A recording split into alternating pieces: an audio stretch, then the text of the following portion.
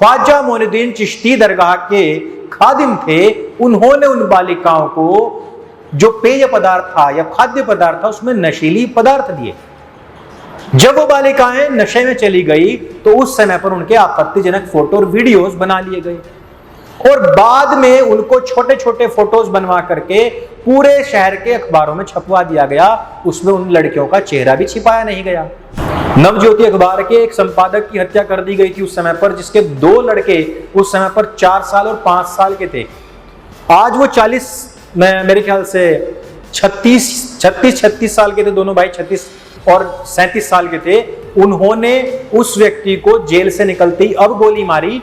उन्होंने कहा कि हमें अपने पिता का बदला लेना था, अब हम जेल चले जाएं तो कोई दिक्कत नहीं। 1992 से लेकर के 2025 आ गया है। वो लोग इन्हीं तरीकों से आज भी यही कार्य कर रहे हैं। भोपाल के अंदर एक बहुत बड़ा स्कैंडल का भी पता लगा है। सेम पैटर्न है।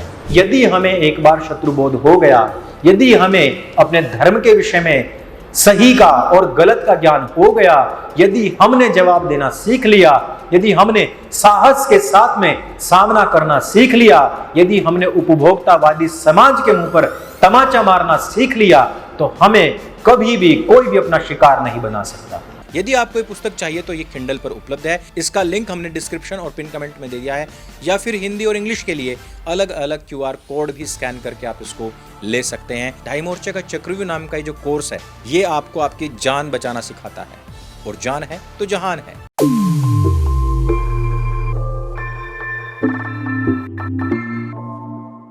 ख्वाजा मोइनुद्दीन चिश्ती, जिसको कि इस्लामिक लोग एक सूफी मानते हैं, संत तो नहीं कह सकते, सूफी कहते हैं, मानते हैं, उसके नाम पर एक दरगाह बनी हुई है। और उस दरगाह में जो वहां उपस्थित, जो वहां उनकी व्यवस्थाएं देखते हैं, उनको खादिम कहा जाता है। खादिम जो होते हैं वो इनके वंशज कहलाते हैं। इन लोगों ने उस समय के जो टॉप स्कूल था, सोफिया गर्ल्स कॉलेज, वहां पर IAS और IPS की लड़कियां पढ़ती थी। ध्यान दीजिए, कानून व्यवस्थाओं में रात दिन डूबे रहने वाले लोग, IAS और IPS, जो क्राइम को देखते हैं, क्रिमिनल्स को पकड़ते हैं, सजाएं दिलवाते हैं, उनकी लड़कियां लव जिहाद के मामले में फंसती हैं, जिनको शत्रुबोध तक नहीं है। अर्थात वो IAS IPS तो बने हुए हैं, लेकिन वो जिस सिस्टम के तहत बने हुए हैं वो स्वयं उनको शत्रुबोध नहीं होने दे रहा, और वो भी जो समाज में चल रहा है अपने बालक बालिकाओं को नहीं बता रहे हैं। 250 लड़कियां। और उससे भी दुर्भाग्य की बात यह हुई कि जो ख्वाजा मोइनुद्दीन चिश्ती दरगाह के खादिम थे, उन्होंने उन बालिकाओं को जो पेय पदार्थ था या खाद्य पदार्थ था उसमें नशीली पदार्थ दिए। जब वो बालिकाएं नशे में चली गई तो उस समय पर उनके आपत्तिजनक फोटो और वीडियोस बना लिए गए और बाद में उनको छोटे छोटे फोटोज बनवा करके पूरे शहर के अखबारों में छपवा दिया गया। उसमें उन लड़कियों का चेहरा भी छिपाया नहीं गया। बाद में उन लड़कियों ने आत्महत्याएं की, बहुत सी को उनकी फैमिली मेंबर्स ने मार दिया और बहुतों को अजमेर से पलायन करना पड़ गया। आप तो आयु में काफी छोटे हैं, उस जमाने में 10 साल तक किसी ने अजमेर के अंदर अपना लड़का नहीं ब्याया था। ये सारी चीजें होकर के जा चुकी हैं, लेकिन हम लोगों को नहीं पता। और उससे बड़े दुर्भाग्य की बात यह है कि इतने सैकड़ों लड़कियों और परिवारों के हत्यारे, उनको आज तक फांसी नहीं मिली। वो आज भी स्वतंत्र घूमते हैं। इवन 10-15 साल तक तो उनको गिरफ्तार तक नहीं किया गया था। बहुत से ने तो अपने आप को पागल घोषित कर लिया। और उनका तरीका बताता हूं मैं आपको। तरीका यह होता था कि सोफिया गर्ल्स कॉलेज से निकल करके लड़कियां एक कैंटीन में जाती थी, वहां पर पेस्ट्री खाती थी और वो एक केक मिलता था, वो केक खाया करती थी। तो ये जो खादिम हुआ करते थे, इनके पास पैसा बहुत था, तो इन्होंने अच्छी अच्छी गाड़ियां ले ली। अब वो उनकी लड़कियों के आसपास को वो गाड़ियां, खुली जीप वगैरह घुमाते थे। जिस रेस्टोरेंट में, जिस कैंटीन में बैठ करके वो खाना खाती थी, वहीं वो भी पहुंच जाते थे। फिर उन्होंने एक दिन क्या किया कि हमारे मित्र का आज जन्मदिन है, तो आज सबको हमारी तरफ से दावत होनी चाहिए। एक लड़की भी यदि खड़ी होकर के उस दिन ये कह देती कि भाई तुम यहां जिमाना आया क्या है, भाई कोई हवन हुआ हो और तू जी मारने की कोई प्रक्रिया कर रहा हो तो बात भी है, लेकिन किसी ने खड़े होकर कहा ही नहीं। कारण क्या है कि हमारे दिमाग में ना फिल्में चलती हैं, ऐसा सीन आते ही हमारे दिल में भी धुन बजने लग जाती है, जिसे फिल्मों में देखा होगा आपने। हमारे जीवन में भी बहुत सारे ऐसे मोमेंट्स आते हैं, पर कभी हमारे ना बैकग्राउंड म्यूजिक नहीं चलता। गुस्सा हमें भी आता है, पर वो केजीएफ वाला ना वो बैकग्राउंड म्यूजिक नहीं चलता। नहीं, आपको भी कभी किसी के ऊपर गुस्सा आया हो तो आप भी कहते हो वायलेंस वायलेंस वायलेंस, पर वो म्यूजिक नहीं बजता ना, कभी भी वो मन में बजता है। जब कभी ऐसा होता है कि किसी ने आकर के हमें पेस्ट्री खिला दी, हमें केक खिला दिया, तो हमारे दिल के अंदर, मन के अंदर वो म्यूजिक बज रहा होता है। वो सिर्फ हमें ही सुनता है, सबका अलग अलग बज रहा होता है। अब वो लड़कियों को लगा ये बहुत अच्छे लोग हैं, उन्होंने कहा कि आपको कोई भी जरूरत हो, हम कांग्रेस पार्टी के अध्यक्ष हैं यहाँ के, आपको कोई भी जरूरत हो तो हमें बताना। आपको शायद 92 के पहले कितने पैदा हैं यहाँ, जो 92 से पहले पैदा हुए हैं? अच्छा, जब कभी घर में ना वो PNT फोन लग जाता ना, बटन वाला, तो हमारे लिए ना बहुत बड़ा स्टेटस होता था। किसी के घर में ना गैस सिलेंडर होता ना, गैस सिलेंडर, वो बहुत बड़ा स्टेटस होता था कि लिविंग स्टेटस इनका बहुत हाई है। आजकल तो घर घर में पाइपलाइन पहुंच रही है, सबके पास कनेक्शन है, हर एक के पास 2-2 मोबाइल हैं, लेकिन पहले ये चीजें बहुत वैल्यूएबल थी। तो लड़कियों ने कहा कि हमें तो आप PNT फोन का कनेक्शन दिलवा दो, हमें बिजली का कनेक्शन दिलवा दो या गैस सिलेंडर दिलवा दो, बस हो गया तुम्हारा काम। करवाया भी उन्होंने। फिर उन्होंने कहा कि हमारा फार्म हाउस है, वहां आओ, हम पार्टी करेंगे। वो चली भी गई, क्योंकि घर से फ्रीडम मिली हुई थी। और मैंने जो बताया कि इसी प्रकार से फिर उनको नशीले पदार्थ दिए गए। आप भी कभी भी गूगल पे सर्च करेंगे इस चीज को, तो आपको उसमें चिश्तियों के नाम आएंगे, लड़कियों के ब्लर हुए चेहरे आएंगे। वो सारी चीजें आज भी गूगल पर पड़ी हुई हैं। नवज्योति अखबार, पंजाब केसरी, जिन्होंने भी इसको अखबार में छापा, जिन्होंने भी इनको एक्सपोज करने की कोशिश की, वो सब लोग मारे गए। नवज्योति अखबार के एक संपादक की हत्या कर दी गई थी उस समय पर, जिसके 2 लड़के उस समय पर 4 साल और 5 साल के थे। आज वो 40, मेरे ख्याल से 36 साल के थे, दोनों भाई 36 और 37 साल के थे।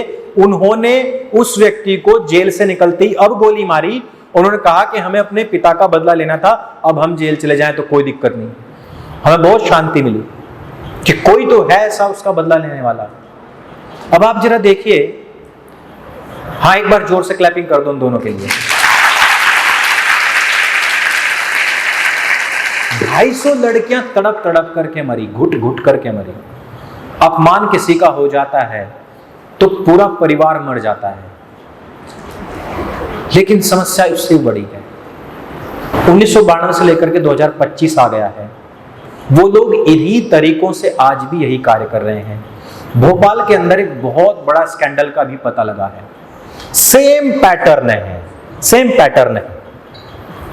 लड़कियों के बीच में उसी प्रकार से जाना, अपने आप को उस प्रकार से शो ऑफ करना, महंगी बाइक्स, महंगी गाड़ियां लेकर के आना, और न जाने हम लोगों ने सामान को अपने सम्मान के साथ इतना गहनता के साथ क्यों जोड़ दिया है कि हमारे लड़के हों चाहे लड़कियां। मैं नहीं कह रहा हूं कि लड़कियां तो महंगी गाड़ी देखते ही उनके पीछे हो लेती होंगी, नहीं, लेकिन इस उपभोक्तावादी समाज में वास्तव में कन्याओं के माइंड को ब्रेन वॉश करने के लिए इस प्रकार से पूरा नैरेटिव बनाया गया है कि इस तरह की चीजें आपके लिविंग स्टेटस से जुड़ी हुई हैं, और जिनके पास में चीजें हैं आपको उनके पास जाना चाहिए। एडवर्टाइजमेंट देखो, आप जरा ध्यान दो, थोड़ी सी रिवर्स इंजीनियरिंग करो, रिमाइंड करो कि दाढ़ी बनाने वाले का एड चल रहा है। शाहरुख खान दाढ़ी बना रहा है और उसके पास में 6 कन्याएं आकर्षित हो गई। फिर दूसरे ने परफ्यूम लगाया तो आकर्षित हो गई। एक लड़का बाइक पर जा रहा है तो उस पर लड़की आकर्षित हो गई। एक लड़का सिर्फ सोयाबीन खा रहा है, उस पर भी लड़की आकर्षित हो रही है। एक लड़के ने क्लोजअप कर लिया, उसके पास भी लड़की आ रही है। एक ने स्टिंग पी लिया, मैं तो अभी ऐड देख के और ज्यादा हैरान। एक स्ट्रिंग, कोई नई बोतल आई है, उसको पी रहा है, उसके पास भी लड़की अकस्मात ही आकर्षित होकर आ रही है। एक लड़के ने बनियान पहन लिया किसी कंपनी का, तो लड़की आकर्षित हो रही है।